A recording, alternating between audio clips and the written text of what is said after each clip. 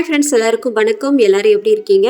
இன்னைக்கு பார்த்தீங்கன்னா Sunday vlog தான். சண்டேனாலே கொஞ்சம் லேட்டாக தான் எழுந்திருப்போம். அதெல்லாம் நாள் கடந்து போச்சு. ஏன்னா இப்போ ஒரு வாரமாக பார்த்தீங்கன்னா சீக்கிரமாக எழுந்து பூஜைலாம் பண்ணி நானே எதிர்பார்க்கல இந்த மாதிரிலாம் செய்வேன் அப்படின்ட்டு.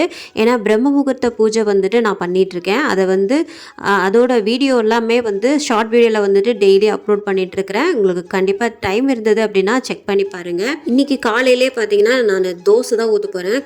காலையிலே இல்லை, ஒரு 9 மணி ஆயிடுச்சு. சரி, தோசை எல்லாம் ஊற்றிட்டு சட்னி என்ன பண்ணுறதுனே தெரில. அதனால் இந்த பூண்டு மிளகா பொடி தான் பண்ண போகிறேன்.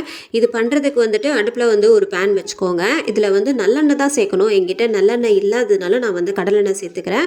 கடலெண்ணெய் ஒரு குழிக்கரண்டி இருக்குல்ல, நம்ம குழம்பு கரண்டி, அந்த அளவுக்கு ஒரு கரண்டி ஊற்றிக்கோங்க. ஊற்றிட்டு நம்ம பூண்டு கட் பண்ணக்கூடாது, உரிச்சிட்டு அப்படியே தட்டி வைக்கணும். இடிக்கிற கல் இருக்குல்ல, அதில் தட்டி நம்ம சேர்த்துக்கணும். சேர்த்துட்டு அது லைட்டாக பொரிஞ்சதுக்கப்புறமா நம்ம ஒரு 2 டேபிள் ஸ்பூன் மிளகா பொடி சேர்த்துக்கலாம். கடையில் வாங்கின பொடி சேர்த்துக்காதீங்க. நம்ம அரைக்கிறோம்ல, வீட்டிலே அரைச்சி ரைஸ் மில்லில் கொடுத்து அரைக்கிறோம்ல, அந்த பொடி சேர்த்துக்கோங்க. சேர்த்துட்டு இதில் கொஞ்சமாக உப்பு சேர்த்துக்கோங்க. மிளகா பொடி சேர்த்த உடனே நீங்கள் போட்டு வதக்கிட்டே இருக்கக்கூடாது, ஏன்னா கரிஞ்சிடும். அதனால் என்ன பண்ணணும்னா ஆஃப் பண்ணிடணும். நம்ம ஆஃப் பண்ணிவிட்டு உப்புலாம் சேர்த்துட்டு நல்லா மிக்ஸ் பண்ணிக்கோங்க. அவ்வளோதான், சூப்பரான பூண்டு மிளகா பொடி சூப்பராக ரெடி ஆயிடுச்சு.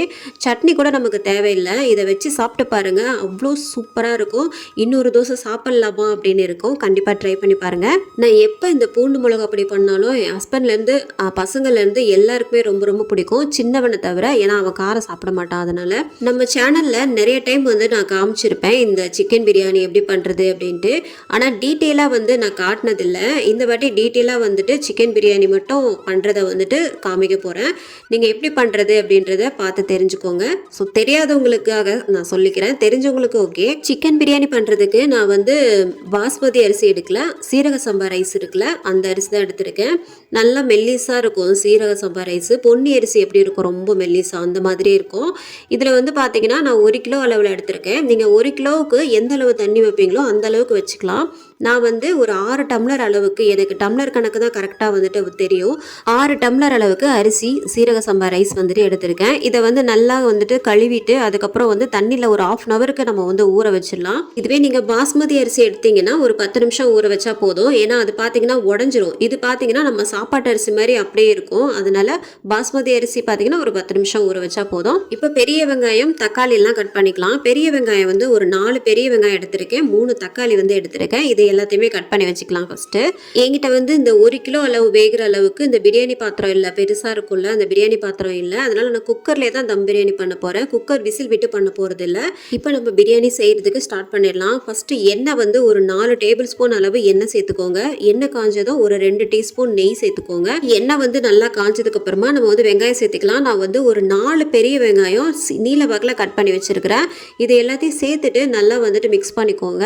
இப்போ இதில் புதினா கொத்தமல்லி நம்ம அப்படியே சேர்க்க போகிறதில்ல, மிக்சியில் அரைக்க போகிறோம். புதினா கொத்தமல்லியை நல்லா வாஷ் பண்ணி மிக்சி ஜாரில் சேர்த்துக்கலாம். எங்களுக்கு பசங்களுக்கு எப்படின்னு பார்த்தீங்கன்னா இந்த கிராம்பு ஏலக்காய்லாம் கடிப்படும் போது அதை அப்படியே ஓரமாக எடுத்து வச்சுட்டே இருப்பாங்க, சாப்பிட்ற இன்ட்ரெஸ்ட்டே போயிடும். அதனாலே பார்த்தீங்கன்னா என்ன பண்ணுவேன், புதினா இந்த கொத்தமல்லியோட சேர்த்து அரைச்சிடுவேன். இப்போ மிக்சி ஜாரில் புதினா கொத்தமல்லி தேவையான அளவுக்கு எடுத்துக்கோங்க. இதில் ஒரு 3 பட்டை எடுத்துக்கோங்க. 3 பட்டை, ஒரே ஒரு பிரியாணி எல்லாம் சேர்த்துட்டு ஒரு 4 ஏலக்காய் சேர்த்துக்கோங்க, ஒரு 4-5 கிராம்பு, அவ்வளோதான். இது நல்லா தண்ணி விட்டு நல்லா ஒரு ஃபைன் பேஸ்ட்டாக அரைச்சி எடுத்து வச்சுக்கோங்க. இப்போ நமக்கு வெங்காயம் பார்த்தீங்கன்னா நல்லாவே பொன்னிறமாக வதங்கிடுச்சு. இதில் ஒரே ஒரு பிரிஞ்சி இலை சேர்த்துட்டு நம்ம 1.5 டீஸ்பூன் அளவு இஞ்சி பூண்டு பேஸ்ட்டு, 2-3 பச்சை மிளகாய் கீரி சேர்த்துக்கலாம். இப்போ இஞ்சி பூண்டோட பச்சை வாசனைலாம் போனதுக்கப்புறமா ஒரு 3 தக்காளி கட் பண்ணி வச்சுருக்கேன். இது எல்லாத்தையும் சேர்த்துருங்க. சேர்த்துட்டு நல்லா மிக்ஸ் பண்ணி விட்டுட்டு இதுக்கு தேவையான அளவுக்கு கல் உப்பு சேர்த்துக்கலாம். தக்காளி கல் உப்பு சேர்த்தா தான் கொஞ்சம் சீக்கிரமாக வதங்கும். அப்புறம் ரொம்ப நேரம் வதங்க தேவையில்லை, நம்ம அப்படியே மூடி போட்டுட்டு ஒரு 5 நிமிஷம் அப்படியே விட்டுட்டோம் அப்படின்னா சூப்பராக தக்காளி வதங்கிடும். இப்போ உங்களுக்கே பார்க்கும்போது தெரிஞ்சிருக்கும் தக்காளி எந்த அளவுக்கு வதங்கியிருக்கு அப்படின்ட்டு. எண்ணெய்லாம் பிரிஞ்சு நல்லாவே வதங்கிடுச்சு. இந்த ஸ்டேஜில் நம்ம புதினா கொத்தமல்லிலாம் அரைச்சோம்ல, அது சேர்த்துக்கலாம். இது சேர்க்கும் போது கொஞ்சம் க்ரீன் கலரில் இருக்கிற மாதிரி இருக்கும், ஆனால் க்ரீன் கலரில் பிரியாணி வராது, பிரியாணி சூப்பராகவே வரும். நல்லா மிக்ஸ் பண்ணிக்கோங்க. இந்த புதினா கொத்தமல்லியோட ஸ்மெல் எல்லாம் கொஞ்சம் போகணும். இப்போ புதினா கொத்தமல்லியோட ஸ்மெல் எல்லாம் நல்லா போனதுக்கு அப்புறமா நம்ம சிக்கனை உள்ளே சேர்த்துக்கலாம். நான் ஒரு 1 கிலோ அளவில் சிக்கன் எடுத்திருக்கேன். நல்லா பெரிய பெரிய பீசஸாக எடுத்திருக்கேன். இது எல்லாத்தையுமே உள்ளே சேர்த்துட்டு நல்லா மிக்ஸ் பண்ணிக்கோங்க. மிக்ஸ் பண்ணிவிட்டு நல்லா வந்துட்டு இந்த சிக்கன்லேயே பார்த்தீங்கன்னா நமக்கு நல்லாவே தண்ணி விடும்.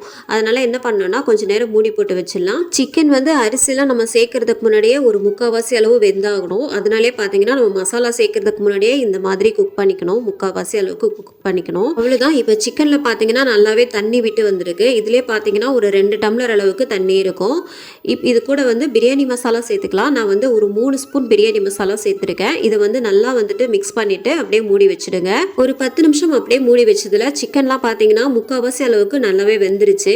இப்போ இது நல்லா மிக்ஸ் பண்ணாலே தெரிஞ்சிருக்கும் நமக்கு வந்து சிக்கன் நல்லாவே வெந்துருச்சு. ஏன்னா வந்து எண்ணெய்லாம் பிரிஞ்சு சூப்பராக வந்திருக்கு. அவ்வளோதான். இப்போ இதில் தண்ணி வந்து சேர்த்துக்கலாம். நான் வந்து ஏற்கனவே சொன்ன அளவு தான், 1 டம்ளர் அரிசிக்கு 2 டம்ளர் அளவு நான் தண்ணி வைப்பேன். அது எப்போவுமே கரெக்டாக தான் இருக்கும். தண்ணிலாம் ஊற்றிட்டு நல்லா வந்துட்டு கிளறி விட்டுக்கோங்க. கிளறி விட்டுட்டு நம்ம வந்து தேவையான அளவுக்கு உப்பு சேர்த்துக்கலாம். நான் வந்து ஏற்கனவே தக்காளி வதக்கும் போது உப்பு சேர்த்தேன். அதனால கொஞ்சம் பார்த்தே சேர்த்துக்கலாம். எப்போவுமே நம்ம பிரியாணி பண்ணும்போது இந்த தண்ணி சேர்க்குறப்போ உப்பு கொஞ்சம் அதிகமாகவே இருக்கணும். தண்ணியில் கொஞ்சம் உப்பு அதிகமாக இருந்தால் தான் நம்ம வந்து பிரியாணி சாப்பிடும்போது கரெக்டாக இருக்கும். இப்போ நம்ம சீரக சம்பா ரைஸ் வந்துட்டு எல்லாத்தையுமே உள்ளே சேர்த்துக்கலாம். இது வந்து ஒரு 1/2 hour வந்துட்டு நல்லாவே ஊறிடுச்சு. அவ்வளோதான். இப்போ எல்லாத்தையுமே உள்ளே சேர்த்துட்டு நம்ம வந்து தம் போட்டுடலாம். அதுக்கு வந்து நல்லா வந்துட்டு மிக்ஸ் பண்ணிக்கோங்க. நீங்கள் வந்து பாஸ்மதி அரிசியை வந்து இந்த மாதிரி கிளறினா தான் உங்களுக்கு உடையும். சீரக சம்பா ரைஸுன்றதுனால நீங்கள் தைரியமாகவே நல்லாவே வந்துட்டு கிளறலாம். அவ்வளோதான். இப்போ தண்ணிலாம் போய் நல்லாவே ட்ரை ஆகிடுச்சு. இப்போ நம்ம வந்து இதை நல்லா மிக்ஸ் பண்ணி பார்த்தோம் அப்படின்னா தண்ணிலாம் போயிடுச்சு. பார்த்தீங்களா, உங்களுக்கே நல்லா தெரிஞ்சிருக்கும். தண்ணிலாம் நல்லா போய் ட்ரை ஆகிடுச்சு. நான் வந்து எந்த ஒரு கலருமே சேர்க்கல இதில். அப்படியே நார்மலாக தான் வந்துட்டு பிரியாணி மசாலா மட்டும்தான் சேர்த்துருக்கேன். வேறு எந்த ஒரு கலருமே சேர்க்கலை. அவ்வளோதான். இப்போ நம்ம வந்து தம் போட்டுடலாம். அதுக்கு வந்து ஒரு தோசைக்கல்லை வந்து ஹீட் பண்ணிக்கணும். ஹீட் பண்ணிவிட்டு நம்ம அந்த குக்கரை வந்துட்டு மேலே வச்சுட்டு அப்படியே நம்ம வெயிட் போட்டுடலாம். இதில் வந்து பார்த்திங்கன்னா வெயிட்டுக்கு வந்து நான் என்ன வச்சுருக்கேன்னா இடிக்கல் தான் வச்சுருக்கேன். ஏன்னா நான் எப்போவுமே இது தான் வைப்பேன். அப்படியே சிம்மில் வந்துட்டு வச்சுட்டு ஒரு 1/4 மணி நேரம், ஒரு 15 நிமிஷம் அப்படியே விட்டுருங்க. இந்த பக்கம் பிரியாணிலாம் ரெடி ஆகிட்டு இருக்கட்டும் சொல்லிட்டு நான் என்ன பண்ணேன், சரி வாழையில வந்துட்டு கட் பண்ணலாமே சொல்லிட்டு போயிருந்தேன். அதில் பார்த்தீங்கன்னா அவ்வளோ மண்ணாக இருந்தது. சரி 2 வாரமாக கட் பண்ணவே இல்லை. அதனால தான் ஒரு மாதிரியாக இருந்தது வாழையில. சரி அதை வந்து நல்லா கழுவிடலாம். ஏன்னா சண்டே அப்போ ஏதாவது நான்வெஜ் பண்ணும்போது நம்ம நிறைய ஐட்டம் வைக்கிறதுனால வாழை இலை வந்துட்டு கொஞ்சம் நல்லாயிருக்கும். தட்டை விட வாழை இலையில் சாப்பிட்றது கொஞ்சம் நல்லது அப்படின்ட்டு தான் வாழை இலை வந்துட்டு வைப்பேன். ஆனால் போன வாரம்லாம் பார்த்தீங்கன்னா வாழை இலை எதுவும் யூஸ் பண்ணல. அவ்வளோதான். பிரியாணி வந்துட்டு நமக்கு ரெடி ஆகிடுச்சு. இந்த பிரியாணி வந்து சீரக சம்பா ரைஸ்ன்றதுனால கொஞ்சம் குழஞ்ச மாதிரி தான் இருக்கும். சூடாக இருக்கும்போது அப்படி தெரியும். இன்னும் ஒரு 1/2 hour போச்சு அப்படின்னா நல்லா சூப்பராக வந்துட்டு பொலன்னு ஆகிடும். இன்றைக்கி நிறைய ஐட்டம் பண்ணலைனாலும் சிக்கன் பிரியாணி மட்டும் பண்ணோம் அப்படின்றது. ஏன்னா சிக்கன் பிரியாணி இருந்தாலே போதும் எனக்கு. மற்றதெல்லாம் கூட வந்துட்டு விரும்பி சாப்பிட மாட்டேன். இந்த vlog வந்துட்டு உங்கள் எல்லாருக்கும் பிடிச்சிருக்கும்னு நினைக்கிறேன். அடுத்து ஒரு நல்ல vlogல சந்திப்போம். அது வரைக்கும் பாய்.